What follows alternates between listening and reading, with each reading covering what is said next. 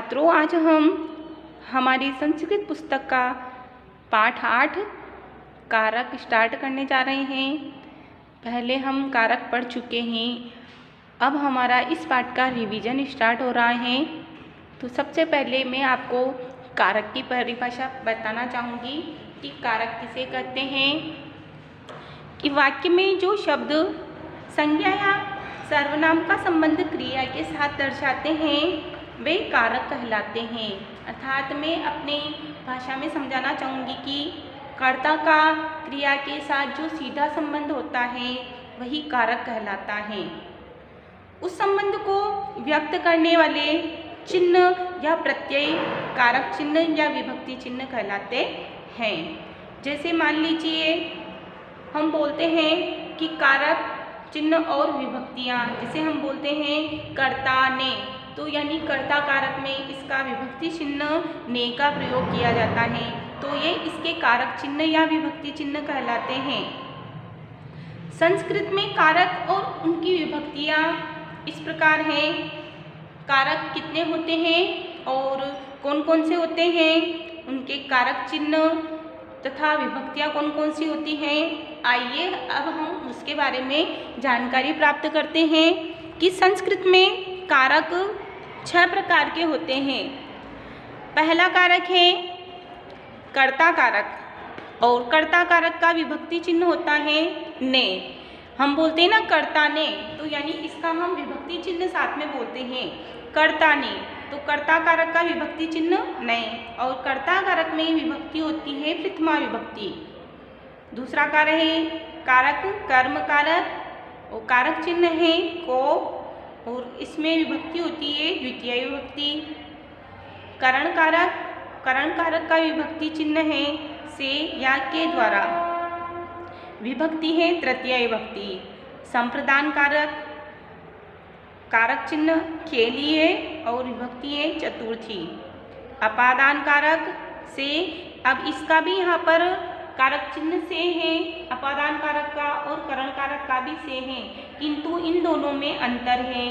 अपादान कारक में ये से अलग होने के अर्थ में प्रयुक्त होता है और इसका विभक्ति चिन्ह है पंचमी, इसकी विभक्ति है पंचमी। और संबंध कारक और इसका विभक्ति चिन्ह है का, की, के, और विभक्ति है षष्ठी विभक्ति, किंतु इसको हम कारक की गिनती में नहीं लेते हैं। यहाँ सिर्फ हम विभक्ति मानते हैं। विभक्ति होती है 7, कारक होते हैं 6। क्योंकि इस हमने पढ़ा है ऊपर की संज्ञा या सर्वनाम का संबंध क्रिया के साथ दर्शाते हैं, या फिर कर्ता का जो सीधा संबंध क्रिया से होता है, तो इस संबंध कारक में कर्ता का सीधा संबंध क्रिया से नहीं होता है, इसलिए हम इसको संबंध कारक की गिनती में नहीं लेते हैं। तो एक कारक यह कम हो जाता है संबंध कारक। और दूसरा कारक है ये जो है संबोधन, यह भी हम कारक में नहीं मानते हैं, क्योंकि प्रथमा विभक्ति में इसकी गिनती कर ली जाती है। तो इस प्रकार से 2 कारक कम हो जाते हैं, संबोधन और संबंध कारक। तो इस प्रकार से कारक की संख्या तो 6 होती है और विभक्तियाँ होती हैं 7। क्योंकि वैसे कारक की संख्या 8 मानी गई है, तो 2 कारक ये कम हो गए हैं, तो इस प्रकार कारक 6 रह गए हैं और विभक्ति 7। संबोधन तो विभक्ति को तो गिनते हैं। संबंध अधिकरण कारक चिन्ह है में पर, और विभक्ति है सप्तमी विभक्ति। संबोधन इसका कारक चिन्ह है या अरे, और विभक्ति है संबोधन।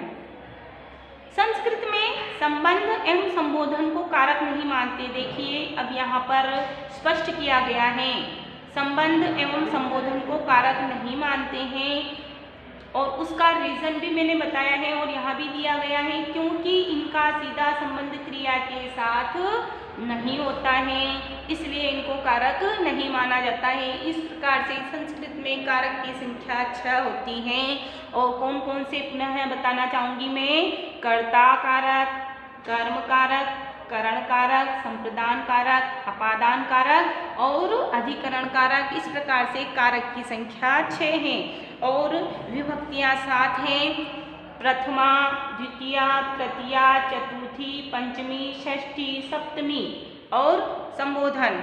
इस प्रकार से विभक्तियां 7 हैं और कारक 6 होते हैं। आइए अब हम थोड़ी और जानकारी लेते हैं इसी कारक के संबंध में।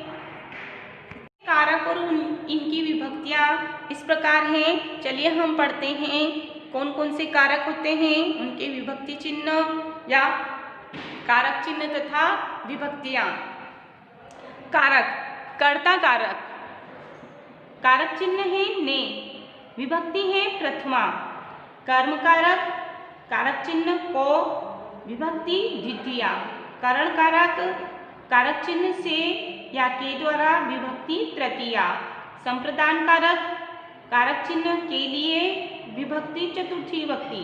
अपादान कारक, कारक चिन्ह से या अलग होना और विभक्ति है पंचमी विभक्ति। अब हम संबंध कारक, अब देखिए यहाँ पे अपादान कारक और करण कारक, इन दोनों के कारक चिन्ह दिए हैं यहाँ पे से या के द्वारा, और इसका दिया है से, तो से दोनों हैं, किंतु यहाँ अपादान कारक में ये से का जो प्रयोग होता है यह अलग होने के अर्थ में होता है। संबंध कारक का, के, की, और यह है विभक्ति षष्ठी विभक्ति, किंतु संबंध कारक को कारक की गिनती में नहीं लिया गया है, क्योंकि संबंध कारक नहीं मानते हैं, और एक ये है संबोधन को भी कारक नहीं माना गया है। इस प्रकार 8 कारक में से 2 कारक कम हो गए, तो बच्चों कितने कारक बचे हैं? 6 कारक। तो इस प्रकार संस्कृत में कारक की संख्या 6 मानी गई है। और अब इसको कारक क्यों नहीं मानते हैं, इसके लिए यहाँ नीचे स्पष्ट किया गया है कि संस्कृत में संबंध एवं संबोधन को कारक नहीं मानते हैं। क्यों नहीं मानते हैं? क्योंकि इनका सीधा संबंध क्रिया के साथ नहीं होता है। हमने ऊपर कारक की परिभाषा पढ़ी थी कि कर्ता का क्रिया से जो सीधा संबंध होता है उसे हम कारक कहते हैं। तो यहाँ इसमें कर्ता जो रहेगा संबंध कारक में, उसका सीधा संबंध कर्ता क्रिया से नहीं बताया जाता है, किसी अन्य व्यक्तियों से होता है, इसलिए इसको कारक की संख्या में गिनती में नहीं लिया जाता है। तो बच्चों पता चल गया ना आपको कि संबंध कारक और संबोधन कारक को कारक क्यों नहीं मानते हैं। हाँ, तो चलिए अब हम आगे बढ़ते हैं। संबंध कारक और इसका विभक्ति चिन्ह का, के, की, और विभक्ति है षष्ठी विभक्ति। हम इसको विभक्ति तो मानेंगे किंतु कारक नहीं मानेंगे, तो कारक तो 6 रह जाएंगे और विभक्तियों की संख्या कितनी रहेगी? 7 विभक्तियां। विभक्तियां जो की त्यों रहेगी। संबोध अधिकरण, कारक चिन्ह में पर, सप्तमी विभक्ति। और अंतिम है संबोधन है अरे, और इसमें विभक्ति होती है संबोधन विभक्ति। तो विशेष यहाँ दिया गया है कि संस्कृत में संबंध एवं संबोधन को कारक नहीं मानते हैं, क्योंकि इनका सीधा संबंध क्रिया के साथ नहीं होता है। आइए अब हम कुछ वाक्य और अन्य जानकारी भी हम लेते हैं कारक से संबंधित। पठती, अर्णव पढ़ता है। अब देखिए कि यहाँ पे जो अर्णव है यह करता है और उसका सीधा संबंध पढ़ने से बताया गया है। अर्णव क्या कर रहा है? पढ़ता है। तो यहाँ कारक हुआ है, और कारक हुआ है तो हम उसकी जानकारी लेंगे कि इसमें कौन सा कारक हुआ है, क्योंकि यहाँ कार्य को करने वाला कौन है, यानी पढ़ने को करने वाला कौन है, यहाँ पे अर्णव है, अर्णव है यहाँ पर। तो यहाँ पे यदि कार्य को करने वाले को क्या करते हैं? कर्ता। तो यहाँ पे कर्ता कारक हुआ है। और यहाँ पर यदि हम मानते हैं कि इसका विभक्ति चिन्ह या कारक चिन्ह क्या है, तो ने। कहीं कहीं विभक्ति चिन्हों का लोप होता है छात्रों, यहाँ पर विभक्ति चिन्ह का लोप हुआ है। अर्णव पढ़ती, अर्णव पढ़ता है, यह हो रहा है। यहाँ पे ऐसा नहीं हो रहा है कि अर्णव ने पढ़ता है, इससे वाक्य नहीं जम रहा है। तो कहीं कहीं विभक्ति चिन्हों का लोप भी होता है। तो इस वाक्य में विभक्ति चिन्ह का लोप हुआ है, इसलिए यहाँ पर ने नहीं लगाएंगे। होता तो कारक चिन्ह यहाँ पे अर्णव, कर्ता कारक में ने लगता है, किंतु यहाँ नहीं लगा है, यानी यहाँ विभक्ति चिन्ह का लोप हुआ है। अर्णव पढ़ती, अर्णव पढ़ता है, अर्णव पढ़ता है। क्रिया को करने वाला कर्ता होता है। यहाँ मैंने बताया है पढ़ने का कार्य कौन कर रहा है, अर्णवः, अर्णव कर रहा है, इसलिए अर्णव यह करता है और यहाँ कर्ता कारक हुआ है। पठति पढ़ता है, क्रिया को करने वाला अर्णवः है, अतः वह करता है। संस्कृत में कर्ता कारक के लिए प्रथमा विभक्ति का प्रयोग हुआ है। यदि आपसे यहाँ विभक्ति पूछी जाए कि अर्णवः में कौन सी विभक्ति हुई है, तो आप बताओगे विभक्ति हुई है प्रथमा विभक्ति। यदि कारक पूछेंगे तो आप क्या बताओगे, यहाँ है कर्ता कारक। और विभक्ति चिन्ह यदि पूछा जाए तो विभक्ति चिन्ह या कारक चिन्ह बताओगे ने। तो इस प्रकार से हमने यहाँ इस वाक्य के माध्यम से क्रिया, कर्ता और उनकी विभक्ति चिन्ह तथा विभक्ति का परिचय लिया है। आइए अब हम अन्य और भी वाक्य पढ़ते हैं जिससे हमें उसकी विभक्ति, कारक आदि की जानकारी मिलेगी। यह कौन है, एषः बालकः, यह बालक है, एषः यह कर्ता है और यह भी कर्ता। अगर हम विभक्ति पूछते हैं तो इसमें विभक्ति कौन सी होगी, प्रथमा विभक्ति। और यदि कारक पूछेंगे तो कारक होगा कर्ता कारक। और यहाँ पर इसका विभक्ति चिन्ह होगा ने, क्योंकि यहाँ पर भी विभक्ति चिन्ह का लोप हुआ है। इसने कौन पढ़ा, तो यहाँ पे सिर्फ होगा यह कौन है। तो कह भी प्रथमा विभक्ति का शब्द है और एषः भी प्रथमा विभक्ति का शब्द है। यह पुल्लिंग का है, यह भी पुल्लिंग का है। एषः कः पूछा तो यह कौन है, एषः बालकः, यह बालक है। सा का वह कौन है, सा स्त्रीलिंग का एक वचन का शब्द है और यहाँ कर्ता है स्त्रीलिंग एक वचन का। वह और यह भी प्रथमा विभक्ति एक वचन का है। तो वह कौन है, सा बालिका, वह बालिका है। सः किं करोति, वह क्या करता है। सः खादति, वह खाता है। तो यहाँ पर भी सः यह करता है और क्योंकि कार्य को करने वाला है, खाता है, खा रहा है, तो कौन खाता है, वह।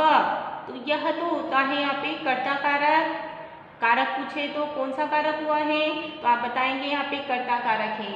और यदि पूछेंगे कि विभक्ति कौन सी है, तो विभक्ति बताएंगे प्रथमा विभक्ति। और यहाँ पर इसका विभक्ति चिन्ह है, प्रथमा विभक्ति का विभक्ति चिन्ह होता है ने, किंतु यहाँ ने का लोप है, वह खाता है। सा किं करोति, वह क्या करती है।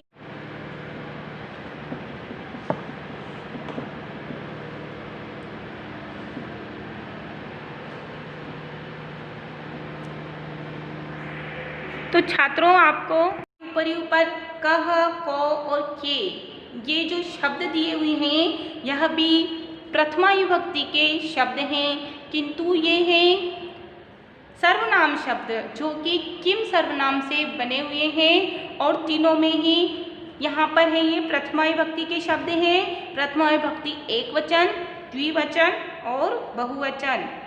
कह कौन, कौ किन दो ने और कई किन सब ने। तो यहाँ पर यह है प्रथमा विभक्ति के तीनों वचन बताए हैं और यह किम सर्वनाम से बने हुए रूप और कौन से लिंग के ही हैं, पुल्लिंग के। यदि आपको पुल्लिंग का प्रथमा विभक्ति के रूप बनाने के लिए कहा जाए तो आपको लिखना होगा कह, को, के। और स्त्रीलिंग में क्या बनेगा, का, के, काहा। आपको याद रखना है पुल्लिंग में किन से बनेगा, कह, को, के, और स्त्रीलिंग में बनेगा का, के, कहा। अर्थ सेम रहेंगे, सिर्फ लिंग का अंतर है। आज हमने कर्ता कारक पढ़ा और इनके वाक्य पढ़े। आएगा यह पाठ